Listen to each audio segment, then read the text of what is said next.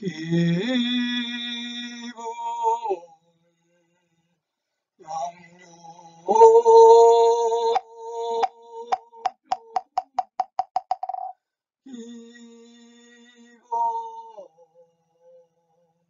기본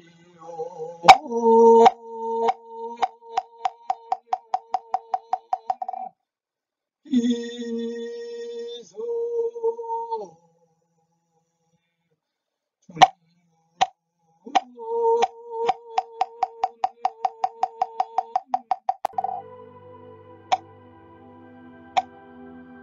우란분재, 정의. 죽은 사람이 사후에 거꾸로 매달리는 고통을 받고 있는 것을 구하기 위해 후손들이 음식을 마련하여 승려들에게 공양하는 것. 우란분재, 우란분재는 흔히 백중이라 부르는 음력 7월 15일의 사찰에서 거행하는 불교 행사이다. 나를 강조하는 의미에서 우란분잘, 우란분잘이라고도 한다. 우란분이란 산스크리트어 어낭바나에서 나온 말인데 에브알람바나가 전화하여 생긴 말로써 거꾸로 매달려 있다. 도현는 뜻이다. 유래, 우란분재는 불교 경전인 우란분경과 목령경에서 비롯되었다. 우란분경에 의하면 부처의 10대 제자 중에 신통력이 뛰어난 제자인 목련은 어머니가 선행을 닦지 못해 아귀도에 떨어져 배가 고파 피골이 상접해 있음을 알게 되었다. 목련이 음식을 가져다 주었으나 입에 들어가기도 전에 새까맣게 타서 먹을 수가 없었다. 목련이 비통해하며 그 원인을 물으니 부처는 죄업의 뿌리가 너무 깊어 그렇게 된 것이므로 시방의 여러 승려들의 위실력 많이 구제할 수 있다고 하였다. 그 방법으로 모든 승려들이 스스로의 잘못을 점검하는 자자를 행하는 7월 15일에 과거의 7세 부모와 현세의 부모 중에 재앙에 빠진 자가 있으면 밥을 비롯한 100가지 음식과 5가지 과일을 운한분에 담고 향과 촛불을 켜서 시방의 승려들에게 공양하도록 한다. 그리하여 수행하고 교화하는 모든 승려들이 이 공양을 받으면 현재의 부모가 무병장수하며 복락을 누리고 돌아가신 조상은 고통에서 벗어나 하늘에 태어나 끝없는 복락을 누린다고 하였다. 목령경에서도 비슷한 내용을 말하고 있다. 목련의 모친이 살아서 악행을 많이 저질렀기 때문에 지옥에 떨어져 고생하는 것을 목련이 대승경전을 외우고 우란분재를 베풀어 지옥, 아귀, 축생으로부터 차례대로 구제하여 천상에 태어나게 하였다고 한다. 그런데 이런 의식을 7월 15일인 자자일에 행하는 것은 수행정진하는 하얀 거 석 달 동안 보고 듣고 의심하던 일들을 서로 논의하고 잘못을 고백하여 마무리 짓는 마지막 날이어서 승려들에게 공덕을 올리기 좋은 날이기 때문이다. 내용 7월 보름은 흔히 백중이라고 하는데 백중, 중원 또는 망원일이라고도 한다. 백중날절에서는 많은 사람들이 모인 가운데 큰 행사가 열렸다. 불교의 4대 명절을 보통 불탄절, 출가절, 성도절, 열반절로 꼽지만 이에 못지않게 성행한 것이 우란분절이었다. 불교가 동아시아 문화권에 들어와 유교의 윤리와 충돌하면서 효를 실천하지 못한다는 지적이 불교 배척의 중요한 논거가 되어왔다. 이에 대응하여 불교계에서 설정한 우란분재는 돌아간 부모가 혹 좋지 못한 과보를 받으면 후손들이 이를 천도하여 천상에 태어나도록 한다고 하여 매우 중요한 의미를 지닌다. 이에 따라 우란분절은 촉파일의 불탄절과 함께 불교계의 가장 대표적인 명절이 되었다. 중국에서는 남북조시대인 양나라 무제때 동태사에서 처음으로 우란분재를 지낸 이후 역대 제왕들이 우란분재를 설하였다. 이 행사는 7월 15일이 아닌 다른 날에도 행해졌고 당나라 중기 이후에는 민속화된 행사로 정착돼 어승려와 일반인들이 함께 우란분재를 시행하고 공양을 올렸다. 우리나라에서도 일찍부터 우란분재가 시행되었을 것으로 추측되지만 고려 이전의 자료는 남아있지 않다. 다만 일본에서도 이 제를 신라의 진평왕대부터 시행해왔으므로 신라시대부터 시행되었을 것으로 추정할 수 있다. 고려시대에는 우란분재가 여러 차례 개설된 곳을 찾을 수 있다. 예종 때인 1106년의 궁궐의 장령전에서 선왕, 숙종의 명복을 빌고 천도를 바라는 우란분재가 거행되었고 이는 1109년에도 마찬가지였다.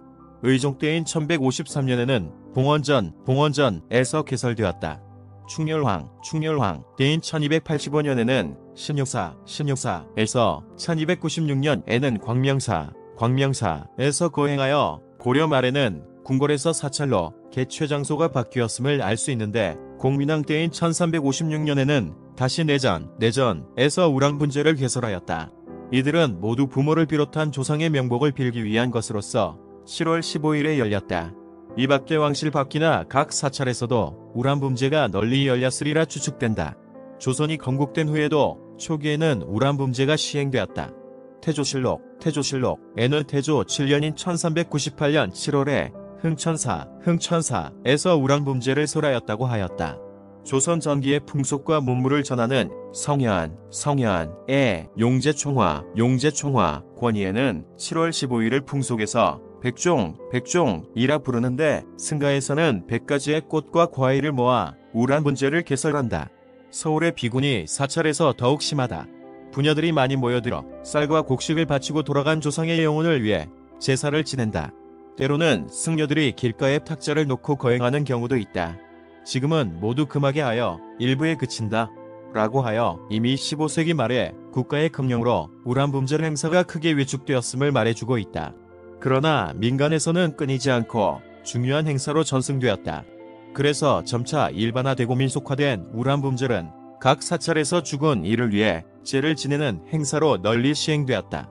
우랑분제 행사는 오늘날에도 과거와 거의 비슷한 모습으로 시행되고 있다. 음력 7월 15일의 사찰에서는 갖은 음식과 과일을 마련하고 많은 사람들이 모여 조상의 영혼을 천도하기 위한 의식을 거행한다. 특히 초파일에 불탄 절의 연등을 공양하여 부처의 탄생을 축하하는 것에 비하여 우랑분제에는 백등을 밝혀 죽은 조상을 추모한다. 오늘날 거행하는 우랑분제 법회의 의식은 불탄절 봉축 법회와 같은 절차로 행하며 다만 고운 영가의 조상을 천도하는 의례가 추가된다. 조상을 천도하는 특성에 맞추어 독경은 찬수경이나 지장경 또는 부모운 중경 가운데 선택해서 시행한다. 요즘 서울의 한 사찰에서 시행하는 우랑분제 행사 내용을 살펴보면 다음과 같다. 우랑분제 법회는 돌아가신 부모의 천도를 위해 승려에게 공양을 올리는 사안법회로 진행한다. 일부는 부처를 모셔 올리는 차례로 관욕과 상담 불공축원이 진행된다. 2부는 3귀에 보현행원, 청법가, 설법, 우랑분공양, 사은사공도, 불자대중 3배 순으로 진행된다. 3부는 영가시식과 봉송서전으로 진행된다. 우랑분공양에서는 절의 신도회가 마련한 공양물을 절에 주석하는 대중승려에게 올리고 이어 신도들이 합장하고 사음사를 봉독하며 승려에 대한 공경의 예를 다한다. 우랑분공양에 앞서 대중스님들은 우랑분경을 함께 봉송한다. 신도들이 마련한 우랑분에는 승려들의 네이, 양말, 면, 티셔츠, 치약, 비누와 같은 일용용품을 담는다.